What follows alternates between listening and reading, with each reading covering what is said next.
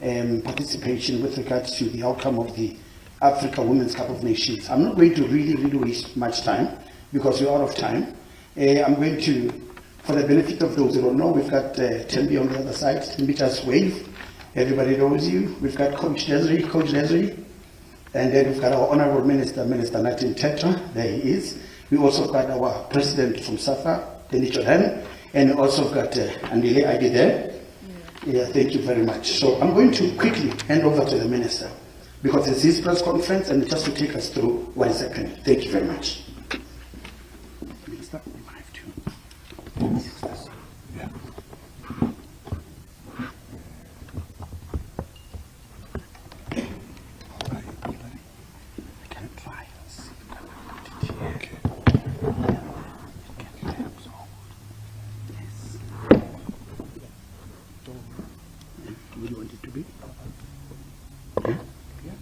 Anyway, here.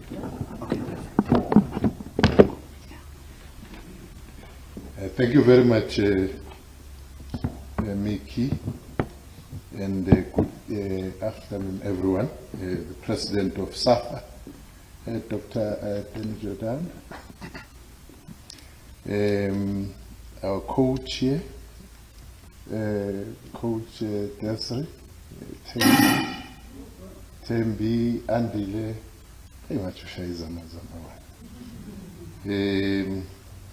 It gives me pleasure to join you today as we make good to the promises that we made to the 2022 Wafcon champions Banyana Banyana on their arrival at OR Tambo International Airport last month. Just to recap, Banyana Banyana had been denied in 5 previous women's AFCON finals, 95, in 2000, 2008, in 2012 and 2018. And at the 2020 edition, tasted glory for the first time in the history of the national senior women's team.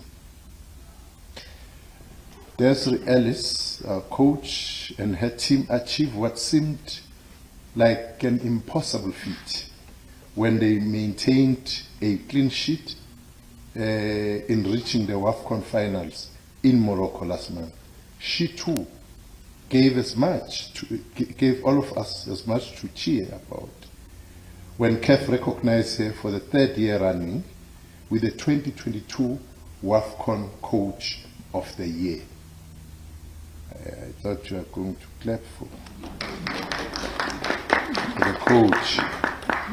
Today, I'm pleased to honor my commitment to the national, which we made as the National Department of Sport, Arts and Culture, to contribute 5.8 million rands as acknowledged, as the acknowledgement rather of their outstanding achievement. I'm also aware that SAFA and other institutions have pledged to make additional contributions. For that, we congratulate them, as no amount would be enough to signify the country's collective appreciation of our team, Banyana Banyana. So significant was this Banyana Banyana feat, particularly coming at a time when we as a country have made positive role and noted that role played by women in uplifting society. The focus of our activities, the team was invited, as you remember, to share their victory with the President of the country, President Cyril Ramaphosa, at the celebration he hosted at the Union Buildings shortly after their arrival. The President, when he was there, you all remember, noted the contribution which we have made as a department of 5.8 million rands. But the President decided to instruct the whole of government, particularly the National Treasurer, that you want to see more to be given to Banyana Banyana, more than what the Department of Sport, Arts and Culture had pledged, which was 5.8 million rands. Now, no minister would be instructed by a president and resist. So Minister of Finance knew that it's a directive, even though the president said he's requesting. You know that kind of request, that it's a directive. So the minister then thought that we needed to come together and think about the implementation, because the president has spoken. And today, then, I'm pleased to announce that the national government's contribution to the team has been 15 million rands. That comes from the national government. So, and you remember the president said, yes, 5.8, but what I'm saying should be more than 5.8. So you can make your calculations. Our 5.8 plus then 15 million, it means that 9.2 was then added.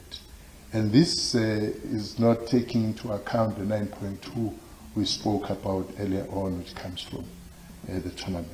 Knowing how generous South Africans are, I have no doubt more corporates will follow the example of Sasol later, as we all know, Hollywood bets to invest in women's football.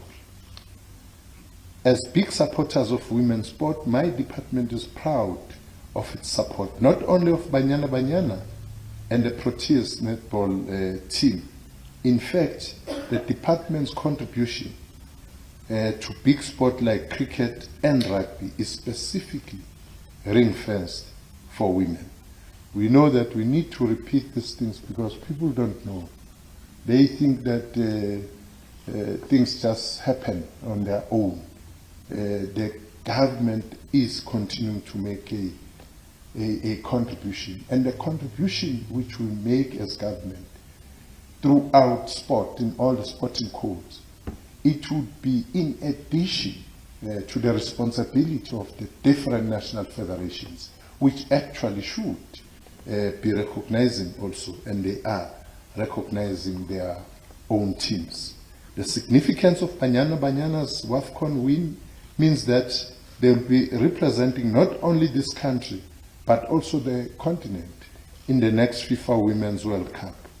As Africa's first host on the other side of 2023 Netball World Cup, we look forward to another big year at the world stage by our country's women in sport.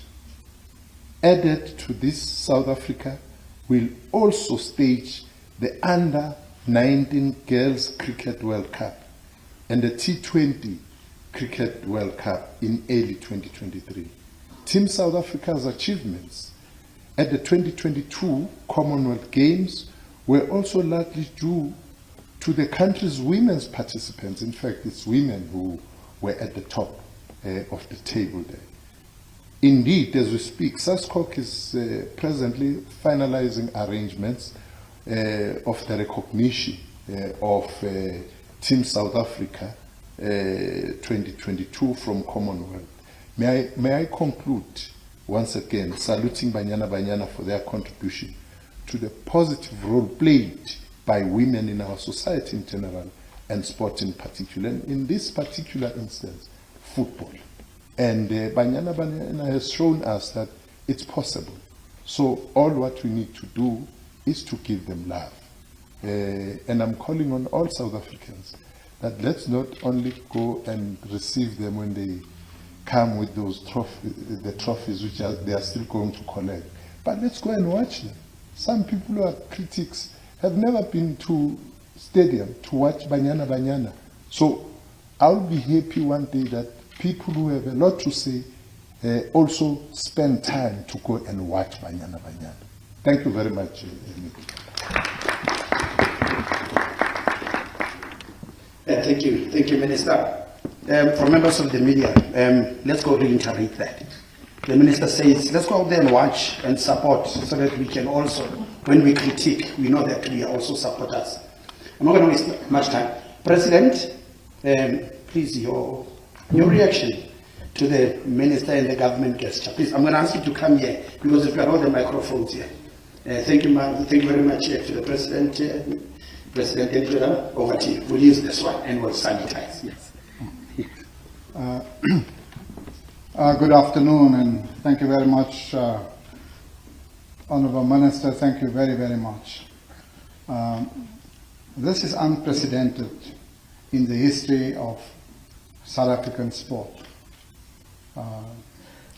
where this team and its performance and its players and the coach, Desiree Ellis, technical staff sitting here have been recognized, and for the first time you have the President of the country making a commitment to give them a bonus, a reward, the Minister of Sport doing the same, the Federation doing the same, the provincial governments in our country doing the same.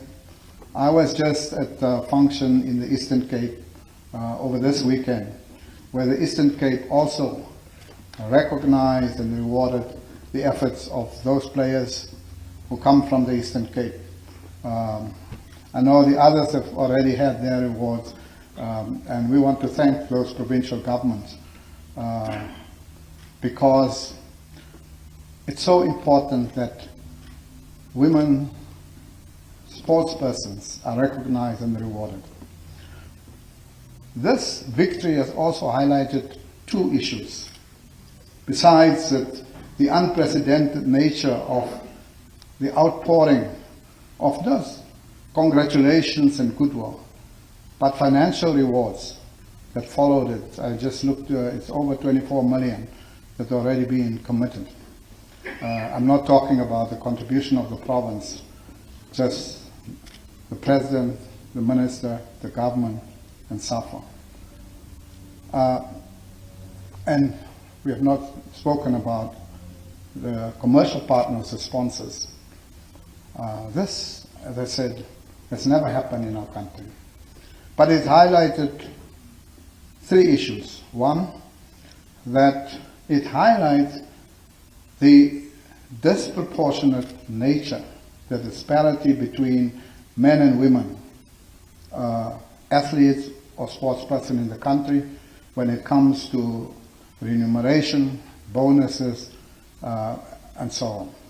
So that's an issue clearly that the President has spoken about when he talked about pay parity. It's going to take a time to get there because we know it highlighted the issues, the disparity in revenues, and whether it's broadcast revenue, commercial revenue, not just in the country, all over the world, it's the same problem. But that issue is now on the table. The second issue is the acceleration of our most senior league for women's football, the Hollywood Bets, to a professional league, meaning that those players can earn an income from their God-given talent on the field of play. And that too is an area that we need to focus on and work hard on. The third issue is, of course, in the global context, that FIFA has said that by 2024, they want 60 million women footballers. We in this country is now around 500,000 women footballers. Already we're up from 50,000. And by 2026, we want 1 million women footballers. And that groundswell of new entrants into the women's game will also increase the pool of players, so that the pressure on the current players who are here, that they know that the next generation coming. And so, in order to pave the way, in the coming weeks, we're going to have both of our women teams I don't know whether they are called Banyana Banyana, Banyana Banyana, or Banyana A and Banyana B, but fact of the matter is, we're going to have two teams on the field. One preparing to go to New Zealand and Australia for the 2023 World Cup, and the other one preparing to knock very hard on the door that the coach can hear them, look at them. So I'm very happy that we can stand here and celebrate this special recognition of women's football and the achievement of Banyana Banyana, even on the continent. No team that has won the African Cup of Nations has been given such recognition and support.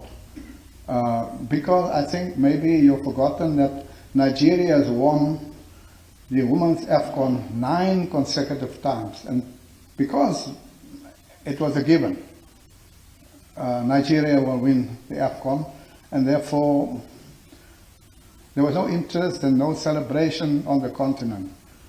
So when Banyana won for the first time, and maybe also after many attempts, the last attempt in 2018 in Accra, Ghana, when we lost on a penalty shootout, the continent felt that it is time for this team to be crowned African champions. And when that happened, in our country, on the continent, and outside, there was that celebration. And so you will see the continental champions of the other confederations are all keen to play this team.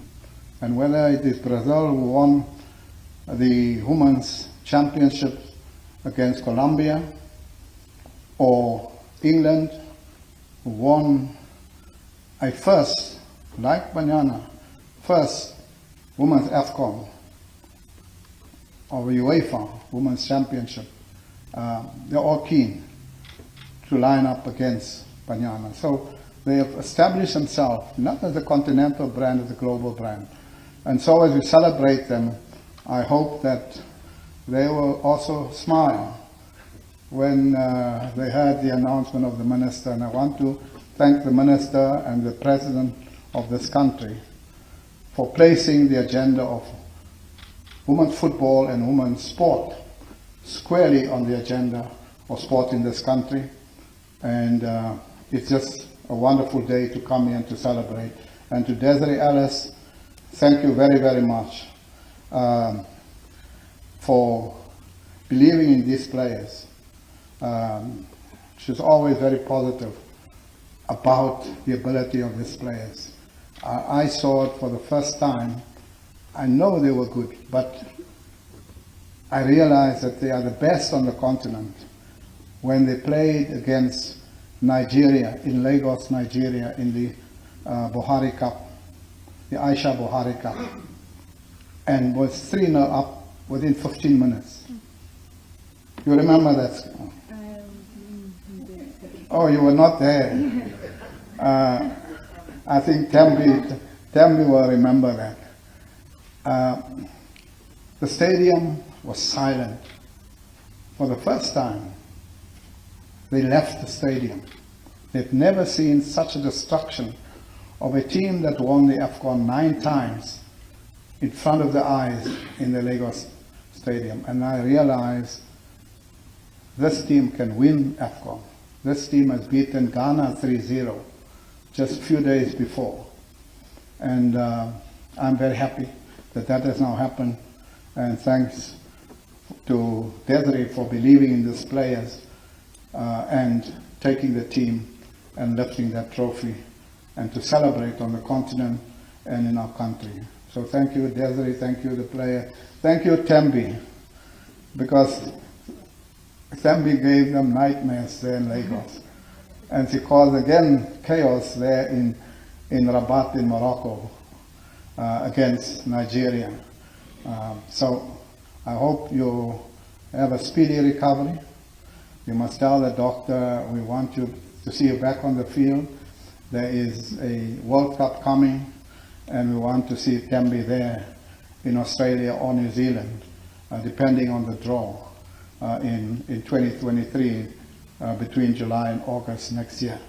So, Minister, thank you very much for this kind support, and also please thank the President, because he put us all under pressure. We don't know where we're going to get the money of pay parity that he announced, but he's given us homework. So thank you very much.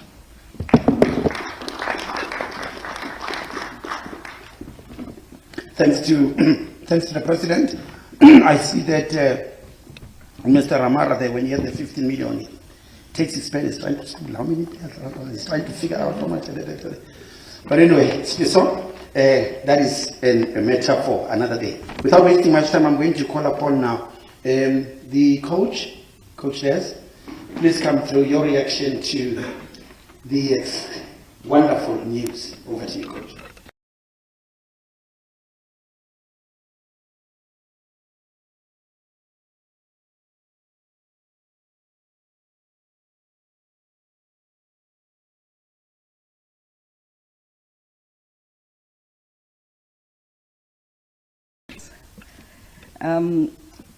Minister, the players have always thought what they deserve and have always believed what they deserve. And today you've really set the bar, as well as the President, not just for the players but for the staff as well. And all the hard work they've put in, not just now, over the last couple of years, you know, this is the reward. And my message to the players going forward is going to be, if you put up performances like this, you will always be rewarded. But I want to go back. I was part of the team in 2014. I remember we played Nigeria in the semi-finals, and it was a very tight game, and Tembi got a chance and they blew her offside. And when we looked at the footage, she wasn't offside, and Tembi would surely not have missed. We lost in the semi-finals, lost to Cote d'Ivoire in the third and fourth place playoff, when we should have really gone to the World Cup. In 2016, I was the acting coach. We got Nigeria again in the semi-final, and we battered them. They got a free kick, and they scored from that free kick.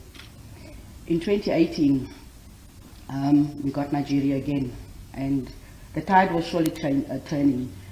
We beat them. Unfortunately, we lost in a penalty shootout, but I think the turning point was the Aisha Buhari Cup, when we had Rafiu Vejani, Linda Maklalo, some players for the first time since 2019, while the others were playing during the COVID period and everything and getting the act together. And Delia wasn't present, unfortunately, but I'm sure she was watching from home. And that's where we showed the quality that we have. And the team was slowly growing, maturing and getting better. Unfortunately, 2020 was cancelled, but we knew, and I will say the story again, Jermaine was adamant. She was not worried about qualifying for the World Cup first. She was adamant that we're going to win this.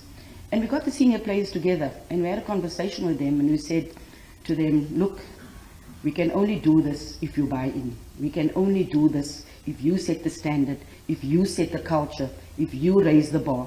And we said, in reality, you know, 1 or 2 or 3 of you might not make it. But for me, Tembi was the game changer.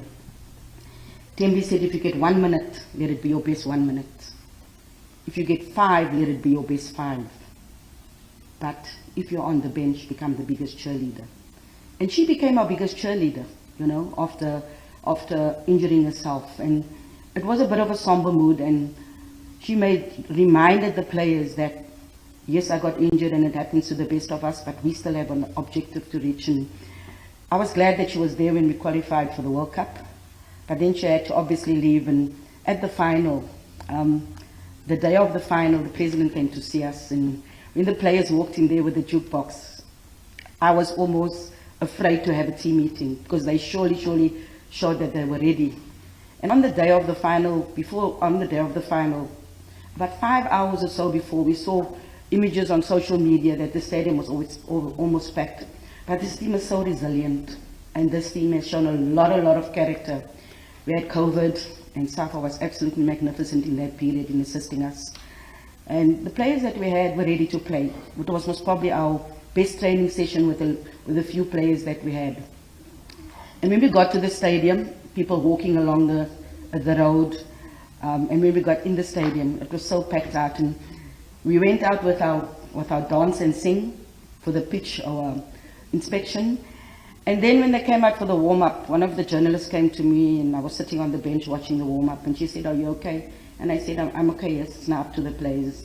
And we reminded the players that it's now about them to play there for each other, because we will not get the message across. And I thought on the day, they were absolutely magnificent, except for that last 9 minutes. I think it was the longest 9 minutes of my life. I kept turning to the assistant coach and I kept asking her, "Coach T, how many minutes?" And it went from 7 to 6 to 5. And after that, it was absolute pandemonium. I think we all cried. I think the whole country cried with us. But even though they had that 50-odd million, we had almost 60 million behind us. So we wanted to do it for the country as well as for everyone else, because we knew what the situation was at home, and we wanted to put smiles on our faces. Dr. Jordan always says, when we go to a match, we must remember we're not playing for ourselves. We're playing for the person at home who's maybe unemployed, who's going through difficult situations, and for that moment, we put smiles on their faces. But we're here to celebrate Banyana, and I cannot thank you enough, Minister and the President, from the bottom of my heart, and I'm sure the players do. For the staff and the players, it's absolutely an amazing reward, and I'm so lost for words in saying thank you. We're extremely grateful, and we'll surely go out in the next couple of months to show our gratitude and to say thank you.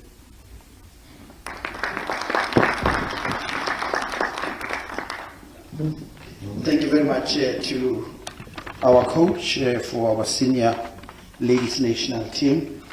And we're going to get now remarks from the captain on behalf of Tembi, on behalf of all Banyana Banyana players. Andile, over to you. Thank you.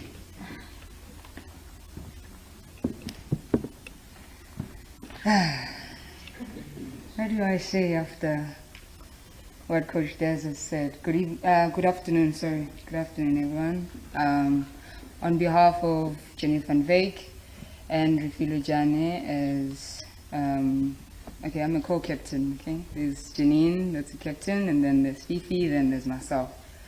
So today I'm standing on behalf of Banyana Banyana, and I'm standing on behalf of the girls, and I'd like to thank the President and the Minister for the 15 million. I have a smile now. So when we went to the tournament, we told ourselves that we are going to win it, and when we win it, we will then qualify for the World Cup. Sorry, if you can just pull your cap a bit up. Sorry about the cap, my hair is a mess. So when we went to play the tournament, we told ourselves that we are going to win it. I remember asking our COO asking me in the left, and she was like, "Are you guys ready?" And I was like, "Yeah, for sure. Why?" And she was like, "Oh, your body language." I was like, "No, we're ready. We're just into it. We're still praying about it within." But firstly, I would also like to thank the South Africans who have been positive for us, Banyana Banyana. It's always amazing getting positivity and positive messages. I don't like negativity, honestly speaking. I'm not a negative person, and I feel that right now I'm dedicating this to the media. Please promote Banyana Banyana positively so we can attract sponsors. And let's just stop on negativity. It's boring for us as players. And also, thank you so much to, yes, Minister, and the President. Thank you for this. It has changed our lives, and I know it's going to still change our lives, and I know that it's going to inspire that little girl who had no hope that women's football will ever be successful. As Banyana Banyana, we are thankful. We are thankful to you, Mr. Denis Jordan, our President, for always being there for us. It's never easy. It's never easy. When I say it's never easy, it's who comes on board and supports Banyana Banyana. Why is it that we are only looking at the association? We also need to look at ourselves. Support Banyana Banyana. Bring sponsors on board. Everyone needs to play their part. Everyone needs to be positive for us. We need to change our lives, positively so. And this is the beginning. I know that. I had a dream, and that dream is finally coming true. I'm a very emotional person, and that dream is finally coming true, which is building my parents a house. And I know that I'm going to build now, and I'm still going to have savings. And I know that's a dream for each and every girl in the team. They are working extremely hard for their families. We are intelligent girls. We are very smart, and I know that they are excited wherever they are, and whenever they will hear the news, they will be very, very excited. And I'd like to thank the technical team for always being there for us. It's never easy, and you know, we are girls, we have moods, day in, day out, and you guys being there for us means a lot. These are the rewards you get when you work extremely hard. We are thankful.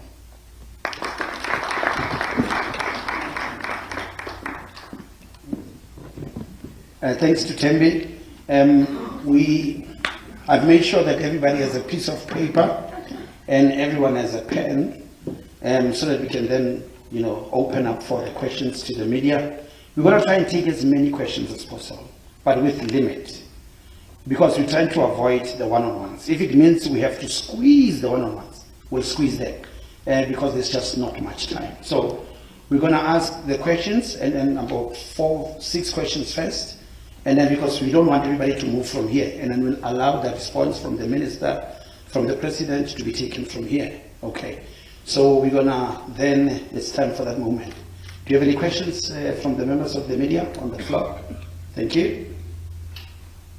We're going once. Mr. Amara, would you need a...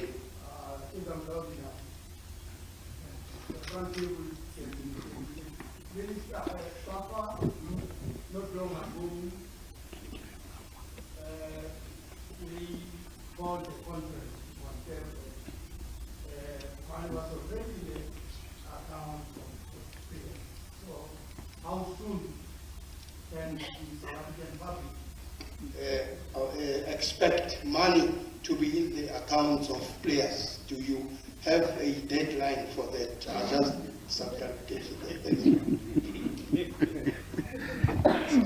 Okay, can we then have another question from the floor? We've got that one from Switzerland, Amara, SABC. Anyone else, colleagues? Okay, there's one at the back.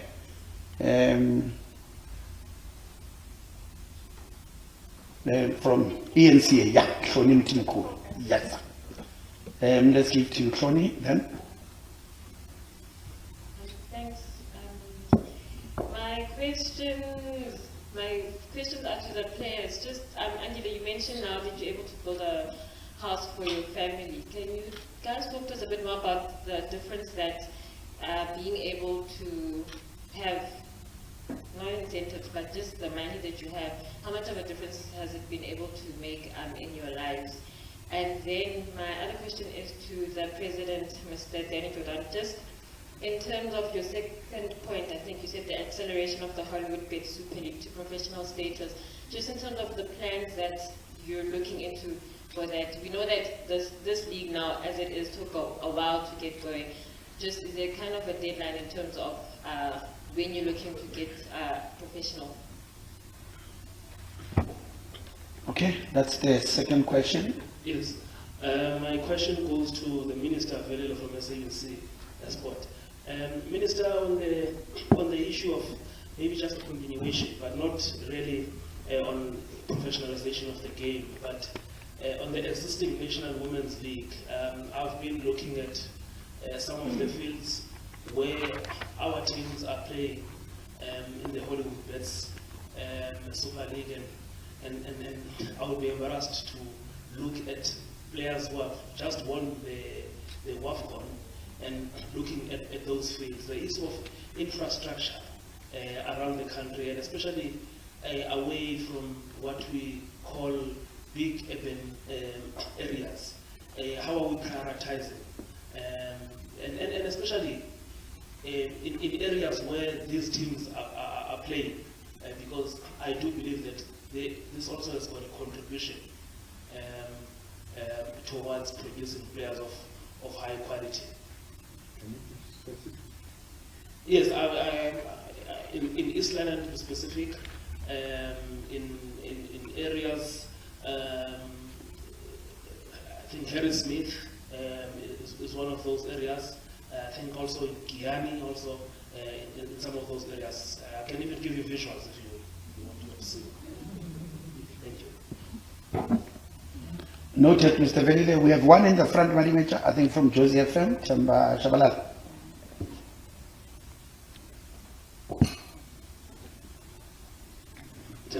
Joseph from Sports. Just to add to Velile, nanga ngithi msinga kwanqamala emaxhumeni asinazo insiza zezemidlalo. Just to say that after Banyana did what they did, I got so many calls from Ekaya where girls were saying, what can we do to start football teams? Because we've seen that you guys have been following these teams, but with my roots being in the homelands, just to add to what Velile is saying, there's not even a single pitch that has got, all facilities on it, Minister. And those are challenges that we will have as a country. I think Banyana success only ends in the urban areas. But once you go to the rural areas, there's nothing much that can be done, even from the areas where that is done, rather, even from the areas where the girls come from, some of the players come from, they don't have infrastructure. What is the minister going to do about that? Okay, we have another question. Just stay on the second row, on the third row, yeah, thank you. And we also have our DDG from program 2 will also come in where Minister needs more responses to be given to the media. Thank you. Okay, my name is Joe Ashele from Soweto Life Make Online. The first one is going to be a comment. I would like to say to the President of SAFA, we are very grateful for believing in the coach. Most of the time when the coaches loses in final, they never come back. There's a new coach that is going to be appointed for believing in her. And there's a saying that says, Fagima Luzobona. I can see that there's money that has been injected to Banyana Banyana. Now, Desi, I want to say to you, good luck, but the question that I have for you is that being inspired, obviously, we usually say finances, they inspire people. Do you really think that now you can take the challenge and come back and you'll see Zofagi Mali food Zobon? That was actually our the sixth question. We're gonna respond. Actually, let's take the seventh one. Minister, can we take the seventh one, the gentleman at the corner there with the cap? And then from there we'll take responses. And then we'll get the minister to be the first one to respond because he has about 6 questions. Thank you very much. It's Tembi Sotimbi from Times Life. My 2 questions will be to the minister. On the Commonwealth medalist or winners, I heard you said you are going to, SASCOT is working on it, on their prize reward. Is the government or Department of Sport also contributing, and how much are they contributing? And are we also going to see the government rewarding the track and field athletes that represented South Africa in the African Champs in May this year? What about them, or is it only football? Okay, we're going to take questions. I'm going to ask our Honorable Minister. Let's start with the infrastructure and the track and field. Yes. On the infrastructure, we also come to Can I request the DDG please to come through because they've got their microphones. They don't want to be moved up and down. Yeah, thank you.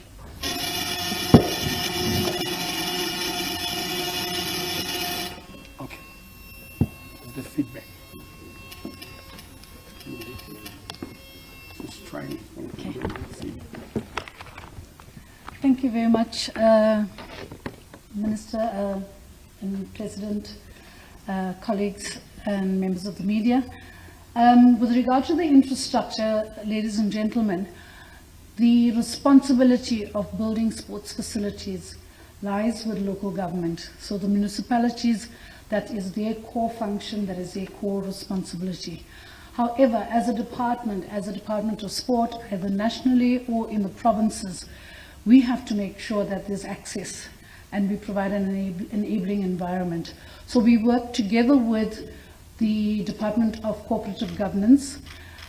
Sports facilities come out of an allocation called the Municipal Infrastructure Grant. We have a ring-fenced amount of about 280 million rands, which is given to us where we can look at prioritizing which areas facilities should be built. So we work in partnership with the provinces as well as look at where the needs are greatest and we build the facilities. To date, we have now covered more than 200 of the municipalities in the country. There are 205 municipalities.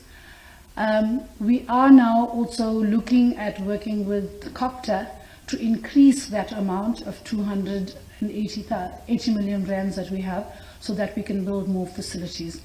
With regard to the question of the facilities in East London, Minister, I think Minister has also started to engage with municipalities, and if you look at East London, there's a metro, Buffalo City. Now, Buffalo City as a metro does not qualify for the Municipal Infrastructure Grant, but they have the Urban Settlements Development Grants. So we have another initiative with the metros to look at the Urban Settlements Development Grant for sports facilities in the metros, but in those areas where facilities don't exist. We do believe also that in terms of the infrastructure, and particularly for women, that much of the infrastructure does not make provision for the needs of women who need safe environments and also need facilities that take care of childcare. So those are long-term plans as well to look at in terms of the facilities plan. How do we also ensure that there are facilities for women and for childcare facilities as well, safety and childcare. So colleagues, I think from our side, we note the other areas of Harrismith, Guyani. We have a list of facilities in those areas as well. And yes, we will look at Msinga. Okay. I'd rather not respond to that. You'll think I'm biased. I come from KwaZulu-Natal. But yes, definitely the rural areas are a priority area. We do have a list of facilities that we can make available. I think we've made a lot of headway in the last 6 years where facilities never existed before and they now exist. And I think we do have legacy projects as well with the World Cup Network 2023, and that deals with schools as well. With the recognition, Minister, I think the Commonwealth Games, the recognition, yes, Minister has indicated that SASCOC will make an announcement. I think we are working together with SASCOC jointly. So whatever is afforded to the athletes will be a joint initiative between ourselves as government and with SASCOC. With regard to other athletes, ladies and gentlemen, this is not the only recognition system we have. What we have here, that the Minister's recognition system, especially to Banyana Banyana, are for those really exceptional accolades. Like now we have, for the first time ever, we've won the Wafcon. So this is an exceptional recognition, incentives that the Minister actually recognizes our sports people. But there are other streams of recognition that we also have. We have the South African Sports Awards. So federations will be encouraged to then recommend or to nominate of their athletes. So there is a recognition system as we find now, which is what we call the seize the moment. We can't wait for a sports awards to recognize Banyana Banyana's accolades. We have to do it immediately while it's hot off the press. So this is one of those events. But there are others. We also have a partnership with G-Sport for women only. So those are all the other platforms we can look at in terms of recognizing our athletes and their performances. Thank you very much, Minister. Minister, do you still want to? Yes, can the minister come back in? And then we'll then hand over to the president. But everything has been responded to. Yes. Yeah. Is this the first round? Yes, this is the first round. Let's get to the second round. get to the Most second of the thing. But perhaps one question here, which was asked. Yes. Part of the reason why it took a few weeks as it did, not to get to the point where they are getting their money, Banyana Banyana, from that 5.8 million rands, was to get everything together and dispensing it together. They've started getting it. It's not when they are getting it as we speak. So it's a mapagetin, Biange.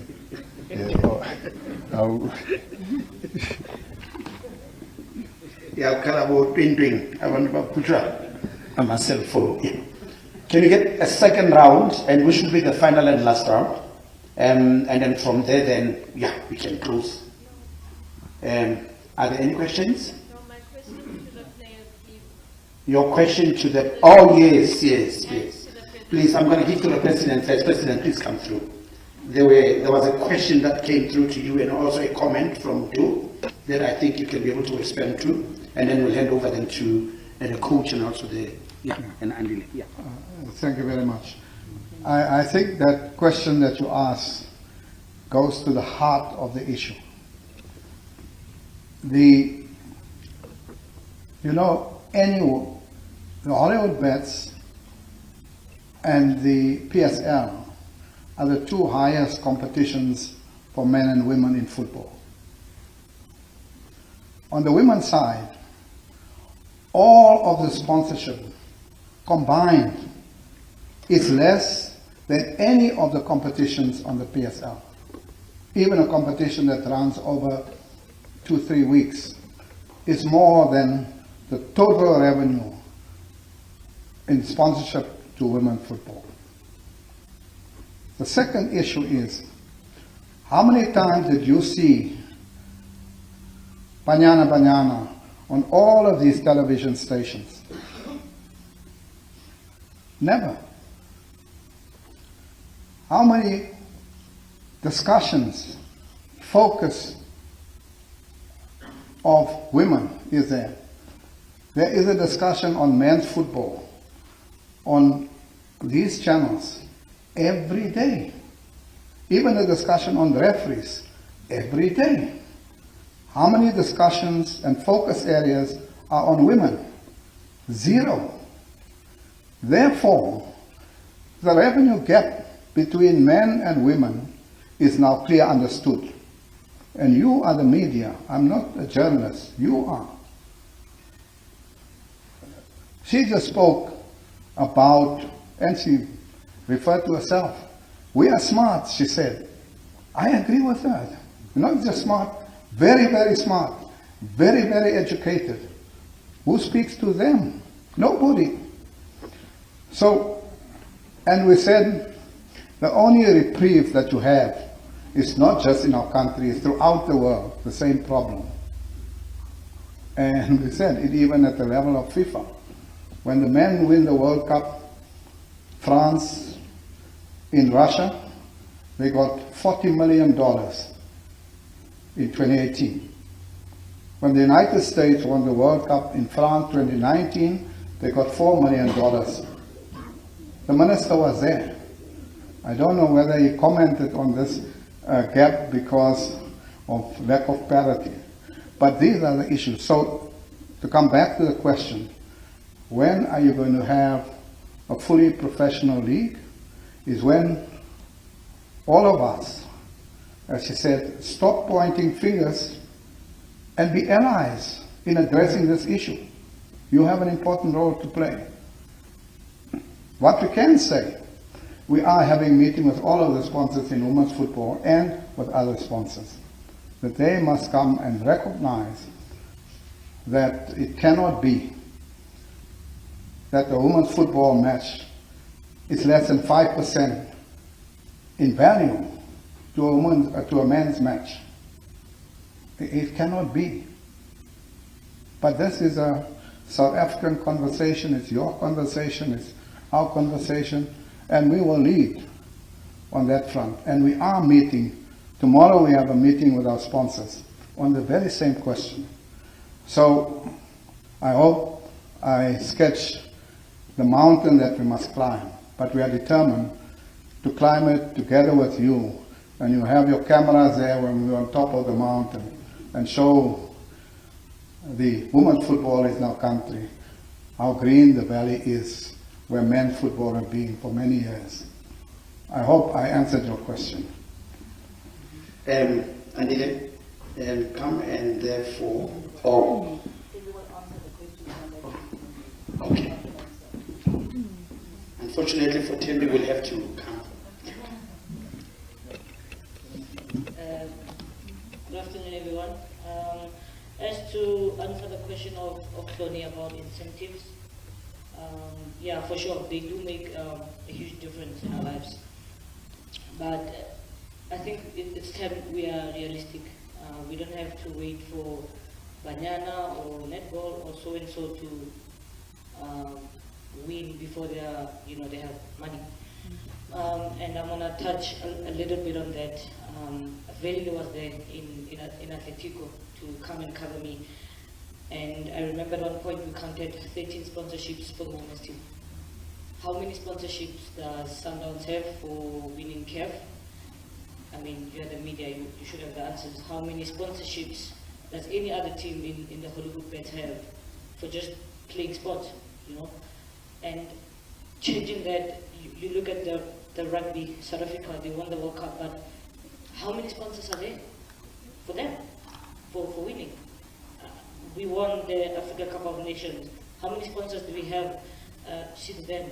So it answers everything. It's not just getting the money from the president, from SAFA, from our sponsors. No, it's more than that. We have to set up structures that are going to make sure that women have money from different levels, so that when we get to the top and we play for the national teams, we don't look like we are reckless with the money that we have, or we don't know what we're going to do with it. And as Andy has said, a lot of us appreciate the position we're in financially because we know how much it means to us. We know how much it's going to change the lives of the players in the national team. We also have an 18-year-old. How are we helping her to understand the position she's in financially? But if she was starting to make money at 15 years, like some of the girls that play in Atletico Madrid, she would be in a better position to understand what it means for her to have such, incentives being brought to her.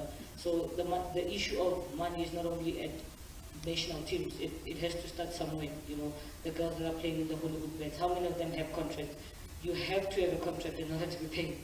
Majority of them wake up, yes, infrastructures have to be there, but how are infrastructures being there if they're not going to be used properly? Because these girls, a lot of them are discouraged.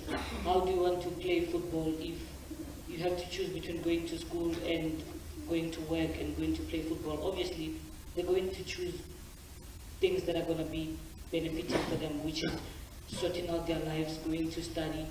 But we are not given a lot of options when it comes to what we have to do. A 16-year-old born anywhere in Europe, they have a chance to choose to go to school or to play football professionally, but we do not. We always have to hustle, and I think it's about time. After winning AFCON, what more should Banyana Banyana do to get the recognition? What more should we do to get sponsors? What more do we have to prove that we've been working hard, despite having to, compare between the males and the females in any other sporting codes? Thank you. Okay, before I hand over to the coach, I will hand over to the captain. There was a question that Chloe posed. It's the same question. Okay, then I'll hand over them to the question about does this money make a difference? You just heard Antili say she's going to build a mother house. Timmy was talking about the 18-year-old in Tabising. She spoke about building a mother house. When I played football for the national team, 99.9% was unemployed. Now they have degrees, not one, not two, not three. They're very, very level-headed. We always have these conversations in the camp about not telling them what to do with their money, but helping them and assisting them to use it wisely. And we will continue to have those conversations, but money doesn't change who they are, because they've already decided what they're going to do. They come into camp. From the word go, when I got involved with the team, it was always to win that medal. It was always to do well. I think the money is an incentive after, but they always wanted to win and wanted the gold medal. All of this has come after. They never knew that this would happen. But like I say, performance brings incentives like this. And this will change not just their lives, but those around them as well. We joke with one another, all the time. But this is really well deserved. And I've said before, the players know what they deserve. And they surely deserve this for everything that they've put in. And we will make sure that we stay communicating with them. We will make sure that we get help for them to be able to do good things with their money and not read the stories that you read from other sports. Okay, we're going to just take the last two, and then from there, we're going to wrap up, and we're going to allow the minister to give us his concluding remarks. Can I ask if there are any questions from the floor? Shoni. Since the facilities conversation started, and I know I'm hijacking either the minister or the deputy DG, we have a facility in Pretoria and Mamelodi that is stuck at the moment, and I know the DDG said that it's a provincial issue, and I know HMPJ is another province, but can we get some sort of clarity on what is happening with that stadium and what is going to be happening with it? I mean, it's an important facility for the community, and we've struggled to get comment from the Gauteng department, so unfortunately I've had to bring it here now. Okay. Do we have another one? Any last one? Going one? Gone? DDG, can I request you that, you respond from? Minister will respond to it. Minister?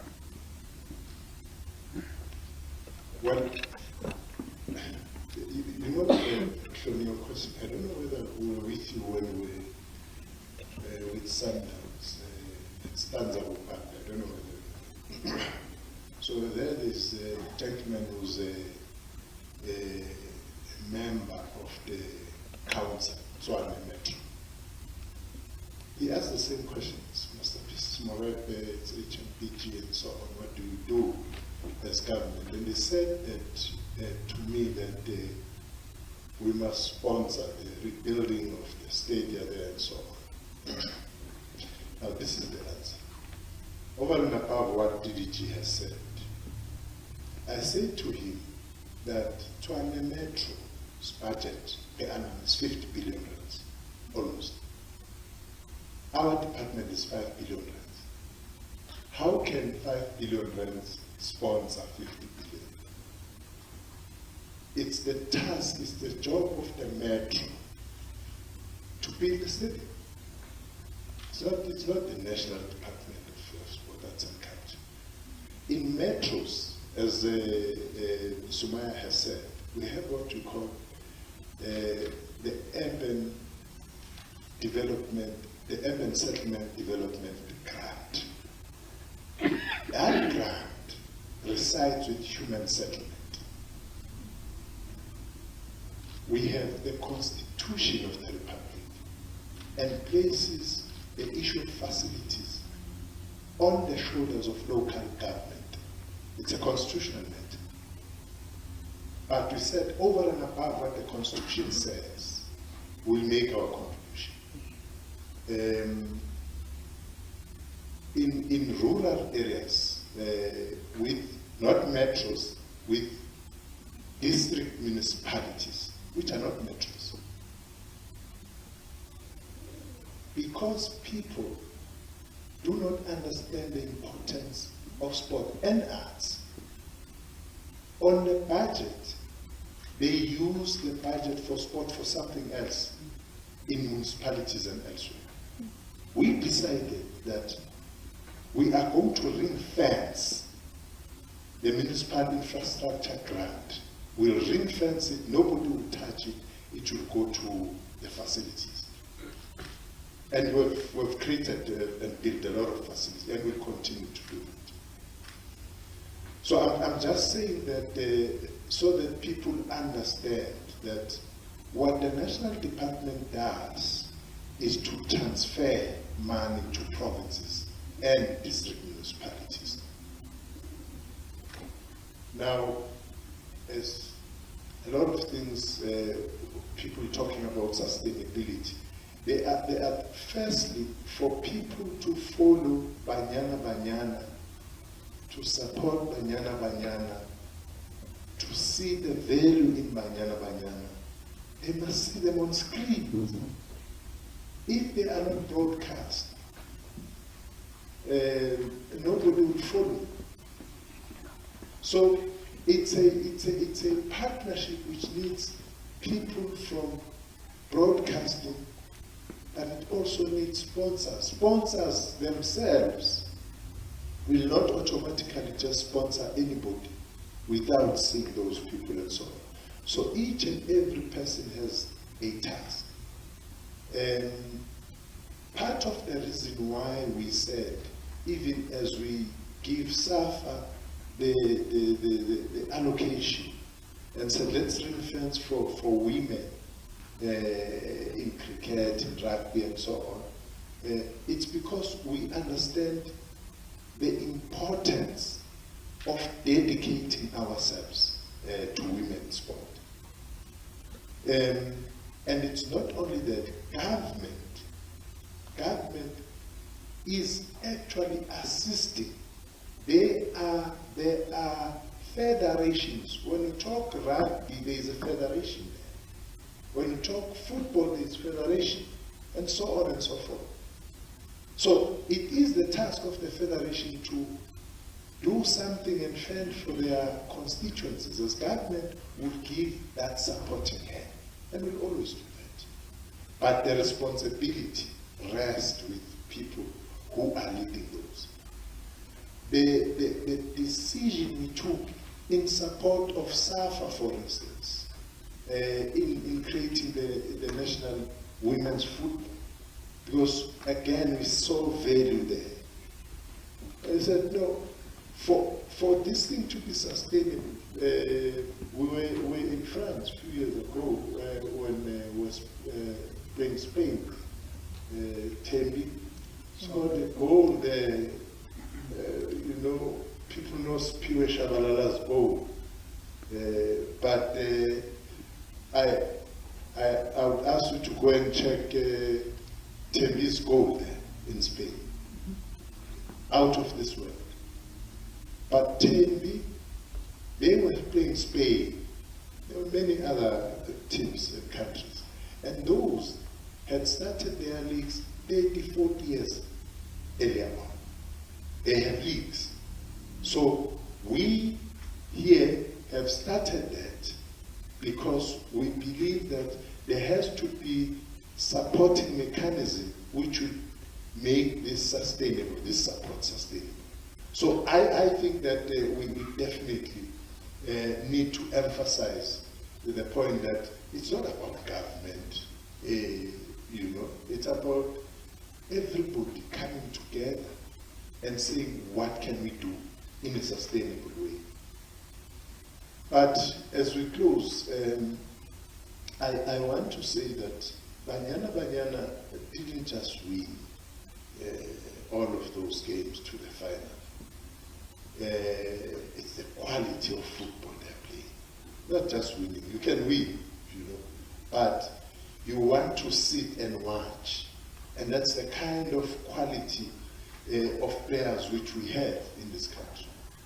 And I'm certain that if there were males, people would be flocking to them. We have one of the best goal scorers here with us, Timmy. One of the best goalkeepers with the glove there. We the Silver Club and so on. So I think that we will be not doing justice to say that the support which is needed to players, athletes, should always be extended to the technical support which they have.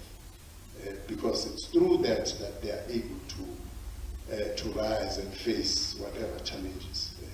That is why, even when we think of incentives, in this instance, we talk of the players and the technical team. Because without that, players themselves would be on a very shaky ground. Those words, thank you very much, and thanks for coming. And thanks to Banyana Banyana, forward ever. Thank you so much. Thank you, Minister. Yes, on that note, thank you, Minister, and thank you once more to all the members of the media. Thank you to the CEO from SAFA, Mr. T. Thank you very much. Also, the team manager there, Lauren, thank you very much. DDG, thank you, and also members of the technical team, those who are here, thank you very much, guys. Yeah, and also members of the media, thank you. Who needs one-on-one, man? Who? After so much has been said and done. Who needs one-on-one? I'm just going to request you just put them down, put the cameras down, and then they will just walk down there and we have their own one-on-ones.